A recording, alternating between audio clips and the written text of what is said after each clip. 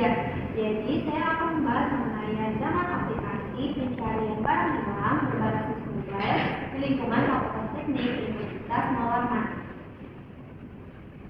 Jadi pada pendahuluan dari rancangan aplikasi ini terdapat masalah utama mengenai keamanan di lingkungan kampus. Jadi seperti yang kita tahu, keamanan ini kan kondisi terlindung dari bahaya atau ancaman, juga segala tindakan dalam mengurangi resiko kerugian bagi suatu individu. Nah, dengan adanya aplikasi pencarian barang hilang ini atau dengan judul LAPAR, yaitu lapor barang, diharapkan dapat meningkatkan rasa aman bagi seluruh warga kampus di lingkungan fakultas ini, serta meminimalisir terjadinya kerugian akibat kehilangan barang. Lalu apa sih aplikasi pencarian barang hilang itu? Jadi dengan judul kami yang LAPAR, panjang dari lapor barang, yaitu program untuk mencari barang yang hilang ataupun laporan temuan barang. Juga kita ini bisa identifikasi barang kita tuh yang mana di lingkungan teknik Fakultas Teknik Universitas Mawarman. Nah, adapun fitur utama dari aplikasi ini ada 3. Yang pertama adalah laporan barang hilang, pencarian barang hilang, dan yang terakhir ada message. Nah, adapun metode penelitian kami dalam mengembangkan aplikasi ini, yang pertama kami membuat disebutnya terlebih dahulu. Berdasarkan hasil analisis kami, terdapat 6 faktor utama, yaitu faktor media, faktor kebijakan, faktor material atau objek, faktor lingkungan, faktor manusia, dan terakhir ada faktor metode itu sendiri. Faktor pertama, faktor media, itu kalau kita secara profesional ya, itu kan masih secara manual kita lapor ke satpam, terus tuh biasanya informasinya itu sering tenggelam dan tersebar secara merata. Lalu untuk kebijakan, untuk dari kampus ini kan belum ada kayak SOP kalau orang ini kehilangan barang ini gimana, cuma titip ke satpam. Untuk materialnya ya lebih ke barang berharganya itu lingkungannya biasanya lingkungan kampus ini padat ya, jadi sangat mudah untuk kehilangan barang, apalagi barang kayak kunci motor, dompet. Untuk manusianya sendiri bisa faktor kelainan dari manusia itu sendiri.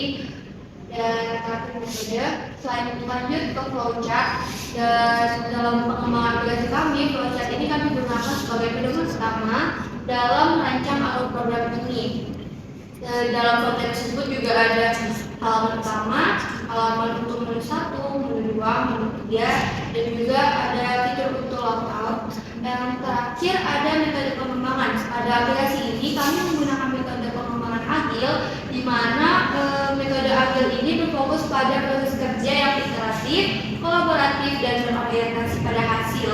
Jadi setiap tahap pengembangan ini dapat dievaluasi secara berkala, mengingat kebutuhan pengguna ini bisa berubah-ubah setiap waktunya. Jadi metode ini kami rasa paling pas karena bisa langsung menyesuaikan. Lanjut. Nah, di sini terdapat fishbone kami. Seperti yang tadi sudah saya jelaskan, ada 6 poin, ada manusia, metode atau prosesnya, material, lingkungan, media, dan kebijakan. Di sini kami mengambil 3 fokus utama yang menjadi permasalahan utama dalam pengembangan aplikasi kami. Yang pertama ada di medianya. Nah, di media ini kan kayak informasi barang hilang tidak tersebar merata, tidak ada pusat data laporan barang hilang. Jadi di aplikasi kami nanti bakal buat berdasarkan masalah yang ada dalam sini. Lalu juga ada material dan lingkungan. Lanjut ke flowchart seperti yang saya jelaskan tadi. Yang pertama kita bahas ke halaman utamanya dulu.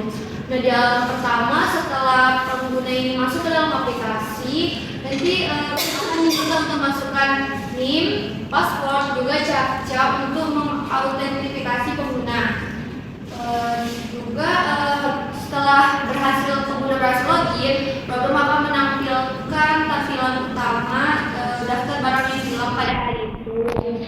jika daftar barang hilang yang dicari ada di situ, maka pengguna bisa mengkonfirmasi bahwa barang itu adalah barangnya dan lanjut ke menu 3.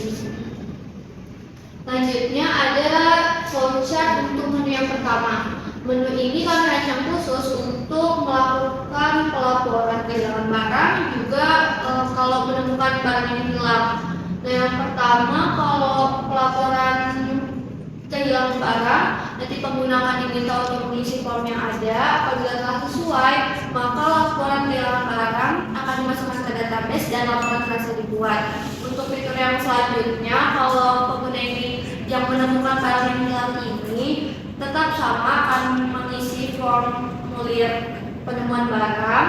Nanti sistem akan mencocokkan nih, apakah barang yang di penemuan itu ada nggak di daftar barang yang hilang. Jika tidak ada, nanti masuk ke laporan penemuan barang. Jika ada, nanti sistem akan cocokin lagi. Selanjutnya ada flowchart untuk menu kedua. Pada menu ini, program akan menampilkan daftar laporan barang yang hilang dari database tadi. Jadi nanti pas masuk ke menu kedua ini kan ada daftar list barang hilang. Jika di daftar list itu ada barang yang dicari, maka pengguna bisa mengkonfirmasi dan nanti lanjut ke menu ketiga dengan klik message. Menu terakhir ada message. Jadi menu ini menampilkan message dengan admin dan menginput pesan mengenai kehilangan barang. Jadi kan kita sudah konfirmasi bahwa barang tersebut adalah barang kita. Jadi kita chat adminnya, kalau admin ini saya mau konfirmasi bahwa barang yang hilang ini adalah barang saya. Nanti adminnya akan respon dan meminta untuk mengirimkan bukti kepemilikan. Jika pengguna ini memberikan bukti kepemilikan lebih dari 3 kali, maka bukti dari pengguna ini akan dianggap kurang valid dan admin tidak bisa memberikan lokasi barang tersebut. Jika buktinya ini sudah valid dan benar, maka nanti admin akan merespon dan memberikan lokasi pengambilan barang di kantor pusat nanti. Selanjutnya ada penerapan metode adil sendiri. Metode ini menghasilkan peningkatan efisiensi dalam penyelesaian fitur karena setiap sprint mampu menghasilkan komponen yang langsung dapat diuji dan diperbaiki. Dan juga setiap iterasi memberikan keluaran yang konkret seperti prototipe awal terbuka, modul pelaporan, dan logika penghitungan barang. Jadi di metode adil ini setiap pengembangan yang ada itu langsung dilakukan untuk evaluasi selanjutnya. Jadi proses pengembangannya itu bisa langsung menyesuaikan kebutuhan pengguna. Nah, kesimpulan dari aplikasi ini, program ini kami rancang diharapkan dapat meningkatkan rasa keamanan untuk mahasiswa atau sekitar lingkungan fakultas teknik Universitas Warman, juga meminimalisir potensi kehilangan barang yang ada. Diharapkan juga adanya aplikasi ini dapat mendukung penyediaan layanan informasi kampus yang lebih terstruktur mengenai proses kehilangan barang ataupun penemuan barang, serta diharapkan program ini efisien dan mudah diakses oleh seluruh warga di kampus lingkungan Fakultas Teknik Universitas Warman. Sekian penjelasan dari saya. Assalamualaikum warahmatullahi wabarakatuh.